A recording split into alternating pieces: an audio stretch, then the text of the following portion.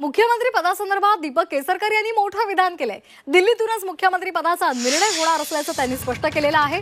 दिल्लीतील वरिष्ठ नेते मुख्यमंत्री पदाचा निर्णय घेतील। दिल्लीतील वरिष्ठ नेत्यांचा निर्णय तिन्ही नेते मान्य करतील असंही केसरकर म्हणाले। काही दिवसांमध्ये नवं सरकार स्थापन होईल असंही ते म्हणाले।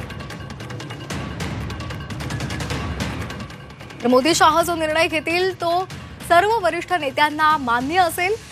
दिल्लीमध्ये सीएम पदाचा निर्णय होणार आहे आणि मोदी शाह जो निर्णय घेतील ते इथल्या तिन्ही नेत्यांना मान्य असेल असं केसरकर म्हणाले।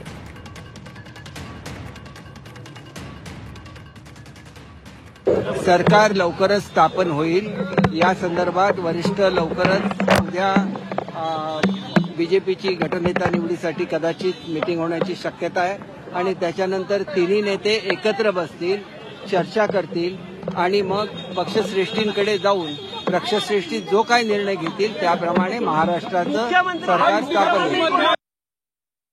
एक गोष्ट अशी आहे की प्रत्येक कार्यकर्त्यांच्या भावना असतात की आपल्या पक्षाचा मुख्यमंत्री व्हावा, परंतु तीनही पक्षांनी स्पष्ट सांगितलेलं आहे की जो निर्णय आदरणीय मोदी साहेब आणि शाह साहेब घेतील तो सर्वांना मान्य राहील।